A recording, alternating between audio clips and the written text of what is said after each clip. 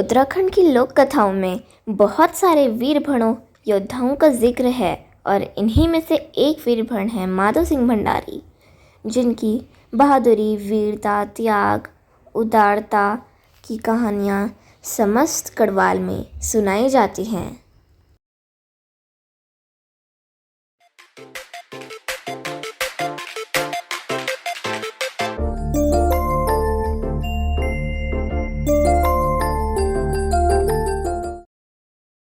माधो सिंह भंडारी का जन्म सन 1595 के आसपास उत्तराखंड राज्य के टिहरी जनपद के मल्लेठा गांव में हुआ था, जो बद्रीनाथ राष्ट्रीय राजमार्ग पर देवप्रयाग और श्रीनगर के बीच अलकनंदा नदी के किनारे पर बसा हुआ है। उनके पिता का नाम सोनबाण कालो भंडारी था, जिनकी बुद्धिमत्ता और वीरता के संबंध में एक कहानी बहुत प्रचलित है। यह कहानी लगभग उस समय की है जब दिल्ली में मुगल शासक अकबर का राज था। उत्तराखंड के कुमाऊं क्षेत्र में राजा गुरु ज्ञानचंद और सिरमौर में राजा मूलीचंद राजा थे।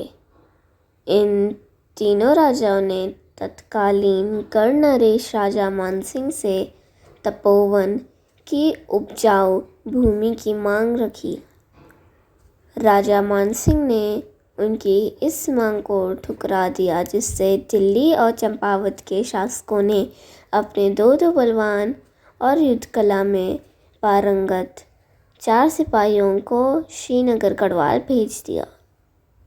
राजा मानसिंह ने माधो सिंह भंडारी के पिता कालो सिंह भंडारी से मदद मांगी और कालो सिंह भंडारी ने अकेले ही इन चारों को परास्त कर दिया। तब राजा मानसिंह ने उनकी वीरता और पराक्रम से प्रभावित होकर कालो भंडारी को सोनबाण स्वर्णिम विजेता की उपाधि प्रदान की और इन्हें एक बड़े इलाके की जागीर भेंट दी। उसी समय से वे सोनबाण कालो भंडारी कहलाए जाने लगे। वीरता और पराक्रम माधो सिंह भंडारी के खून में ही था। वे भी अपने पिता की तरह वीर व स्वाभिमानी थे। माधो सिंह भंडारी कम उम्र में ही श्रीनगर के शाही दरबार की सेना में भर्ती हो गए और महाराज महीपति शाह के गद्दी पर बैठने के कुछ वर्षों के अंदर ही अपनी वीरता व युद्ध कौशल से सेनाध्यक्ष के पद पर पहुंच गए, जहां उन्होंने गणराज्य की सीमाओं को चारों दिशाओं में आगे बढ़ाया और नए किले बनवाने में मदद की। उन दिनों गढ़वाल और तिब्बत के बीच अक्सर युद्ध हुआ करते थे। नीति घाटी के पार तिब्बत में दापा एक प्रसिद्ध मंडी है। दापा के सरदार गर्मियों में दरों से उतरकर गढ़वाल के ऊपरी भाग में लूटपाट किया करते थे, लेकिन गढ़वाली सेना के वहां पहुंचने से पहले ही वे भागकर हिमालय के पार निकल जाते। बार बार इस लूट और आक्रमण से परेशान गढ़ नरेश ने श्री माधो सिंह भंडारी को सहायक सेनाध्यक्ष के रूप में नियुक्त कर एक बड़ी सेना के साथ नीति घाटी की ओर कूच कर दिया। गढ़ सेना अभी हिमालय के दर्रे में प्रविष्ट ही हुई थी कि दापा के सरदार ने दूसरी ओर से सेना लाकर गढ़ सेना को बर्फीले पहाड़ों में उलझा दिया। ऐसे बर्फीले और ठंडे इलाके में युद्ध छिड़ जाने से गढ़वाली सेना खाने पीने के संकट में पड़ गई। उन दिनों गढ़वाल में रोटी और भात दोनों को वस्त्र उतारकर चौके में पकाने और खाने की प्रथा थी, लेकिन कड़ाके की ठंड होने के कारण नीति दर्रे में ऐसा करना असंभव सा हो गया। महाराज ने पहले तो कुछ और जातियों को सरोला बनाकर खाना पकाने वालों की संख्या बढ़ाई, लेकिन इससे कोई फ़ायदा नहीं हुआ क्योंकि उनको भी वस्त्र उतार कर ही खाना पकाना पड़ता था। अंत में श्री माधो सिंह भंडारी के सुझाव पर गणनरेश ने यह घोषणा कर दी कि रोटी को शुचि समझी जाए और बिना वस्त्र उतारे चौके से बाहर भी एक दूसरे के हाथ की पकी हुई रोटी खा लें। इस आज्ञा के निकलते ही गढ़ सेना की खाने की समस्या खत्म हो गई। कहा जाता है कि तभी से समस्त गढ़वाल में रोटी को चौक से बाहर भी शुचि मानने की प्रथा चल पड़ी। माधो सिंह भंडारी ने नेतृत्व में गढ़वाली सेना ने तिब्बती सेना को पीछे हटने पर मजबूर कर दिया और उन्हें पीछे हटते हुए घाटी के पार तिब्बत के ढालू मैदान तक पहुंचा दिया। उस विजय के फलस्वरूप दापा घाटी का किला और मंदिर गढ़वाल राज्य में शामिल किए गए और गढ़ राज्य की उत्तरी सीमा तिब्बत में सतलज नदी तक निर्धारित कर दी गई। माधो सिंह भंडारी के सुझाव पर महाराज महीपति शाह ने दापा घाट के किले में सेना की एक टुकड़ी के साथ 2 बर्तवाल जनरलों को स्थायी रूप से सेनापति नियुक्त कर स्वयं मुख्य सेना के साथ दापा घाट से वापस श्रीनगर गढ़वाल लौट आए। उनमें से एक जनरल का नाम श्री भीम सिंह बर्तवाल था। तिब्बत की जलवायु गढ़वाली सैनिकों के अनुकूल नहीं थी, इसलिए कई सैनिक स्वास्थ्य बिगड़ जाने के कारण वहीं मर गए और कुछ वापस गढ़वाल लौट आए। लेकिन दोनों जनरल अपनी बची कुची सेना के साथ उस क्षेत्र का शासन चलाते रहे।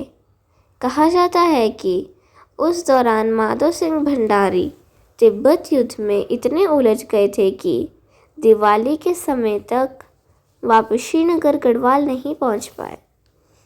गढ़ राज्य में उनके मरने की आशंका से कहीं भी दिवाली नहीं मनाई गई, लेकिन दिवाली के 11 दिन बाद जब माधो सिंह भंडारी युद्ध विजय कर सुरक्षित श्रीनगर गढ़वाल पहुंचे, तब राजा ने एकादशी के दिन पूरे राज्य में दिवाली मनाने की घोषणा कर दी।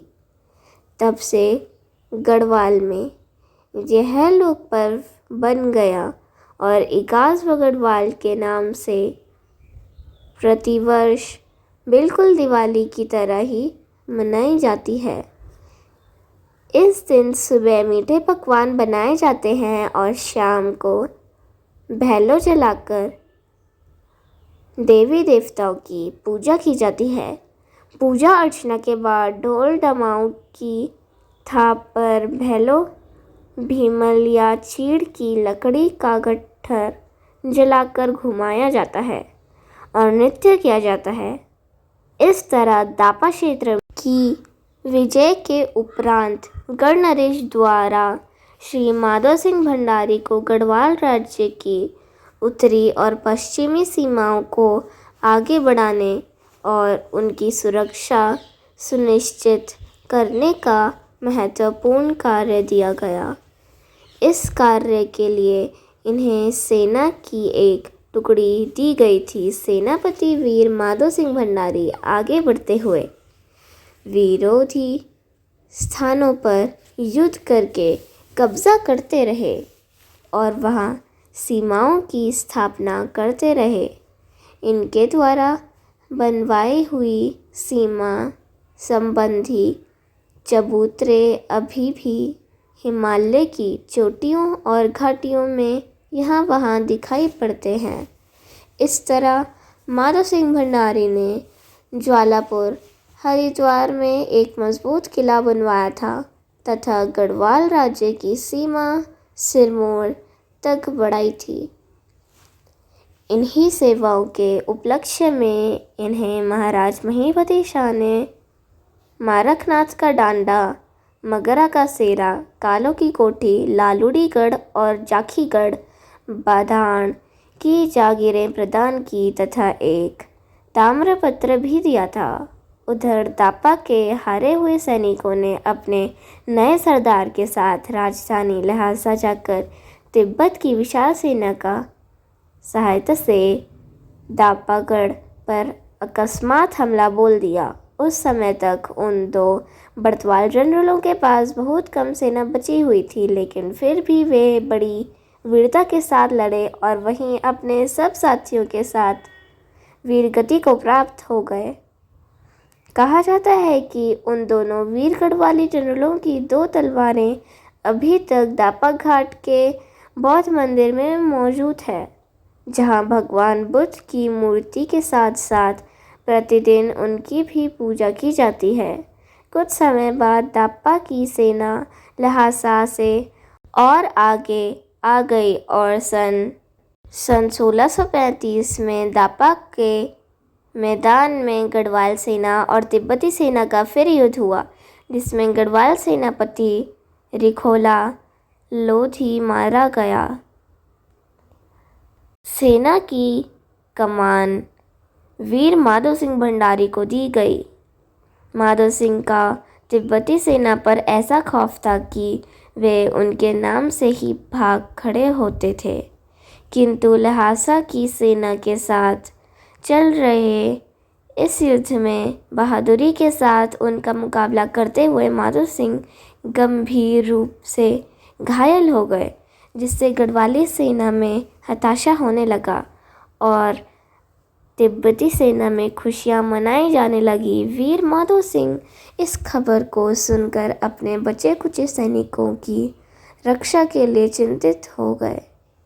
अपने जिंदा रहने की कोई उम्मीद न देख माधो सिंह ने अपने सैनिकों से कहा कि दुश्मनों को ये पता नहीं चलना देना कि माधो सिंह मर चुका है, वरना वो बड़ी संख्या में आकर आसानी से सबकी हत्या कर देंगे। इसलिए उनके मरने के बाद उनके शरीर को तेल में भिगोकर घोड़े पर बांधकर इस प्रकार दुश्मनों के बीच घुमा दे कि उन्हें लगे माधो सिंह जिंदा है।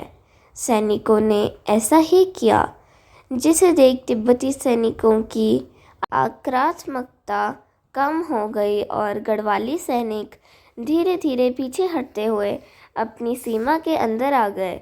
इस प्रकार इस महान वीर ने अपने अंतिम समय में भी अपनी वीरता, त्याग, बुद्धिमत्ता से अपने सैनिकों की जान बचाई। गढ़वाल के इस वीर भन माधो सिंह भंडारी के बारे में गढ़वाली में एक कहावत प्रचलित है। एक सिंग रैन दो बन, एक सिंग गाय का, एक सिंग माधो सिंह और सिंग काहे का। मतलब एक सिंग जंगल का है तो एक सिंग पवित्र गाय का है, एक सिंग माधो सिंह है, बाकी कोई सिंह नहीं है। Hey guys, please subscribe videos and like videos too.